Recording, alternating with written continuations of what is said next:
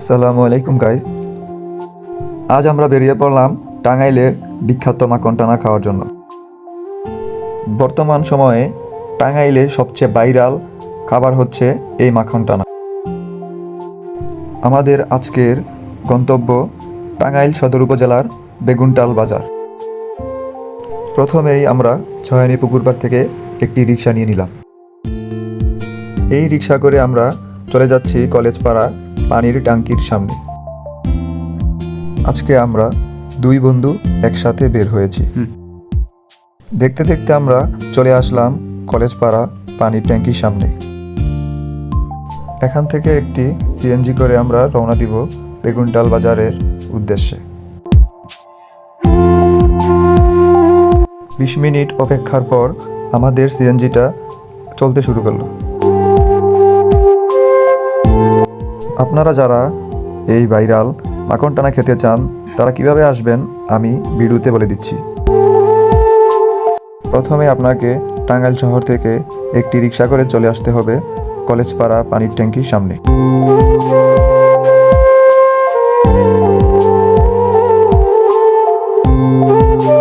সেক্ষেত্রে রিক্সা ভাড়া লাগতে পারে 20 থেকে 30 টাকা।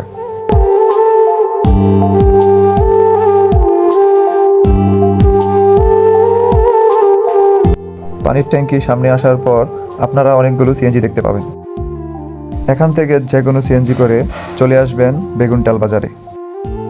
সেক্ষেত্রে জনপ্রতি ভাড়া লাগবে 40 টাকা। দেখতে দেখতে আমরা চলে আসলাম বেগুনটাল বাজারে। সিএনজি করে আসার সময় আমাদের সাথে পরিচয় হয়ে গেল এক বড় ভাইয়ের। তিনি সখীপুর থেকে এসেছেন সেই বিখ্যাত মাখন টানা খাওয়ার জন্য। সিএনজি থেকে নামার পর হাতের ডান দিকের রাস্তা ধরে হাঁটতে হবে। সোজা পথ ধরে 4 থেকে 5 মিনিট হাঁটার পরেই যে কাউকে বললেই আপনাকে দেখিয়ে দিবে সেই ভাইরাল মাখন টানা।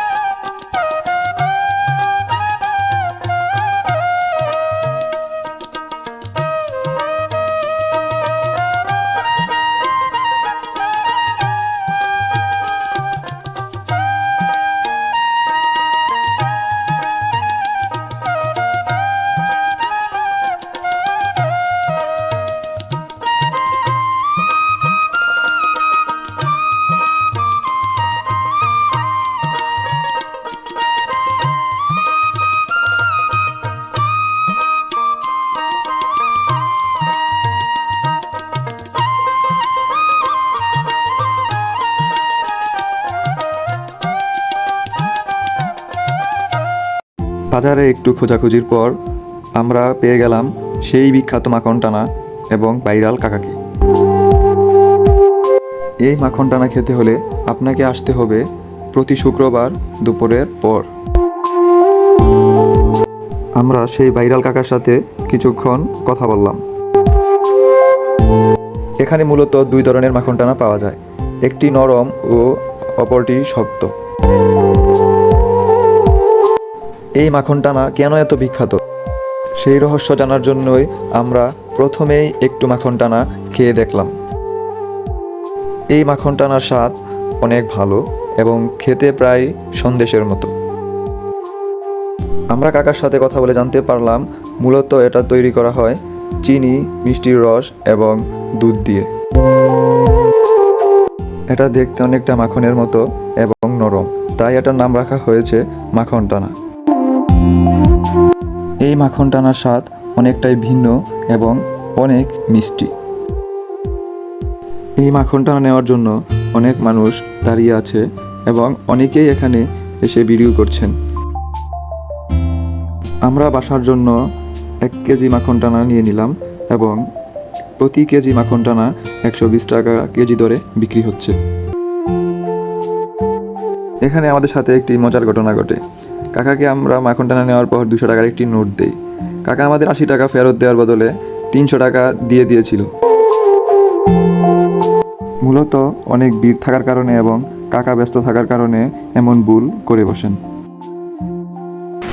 আমরা কাকার ভুল ধরিয়ে দিলাম এবং কাকাকে বললাম আমাদের 300 টাকা না 80 টাকা ফেরত দিলেই হবে, এবং 80 টাকা নিয়ে আমরা চলে আসলাম। তারপর আমরা চলে আসলাম গ্রাম বাংলার ঐতিহ্যবাহী হাতে তৈরি মিষ্টি খাওয়ার জন্য। এখানে 2 রকমের মিষ্টি পাওয়া যায়, সাদা এবং কালো। এখানে 3 রকমের মিষ্টি পাওয়া যায়, ছোট, মাঝারি, বড়।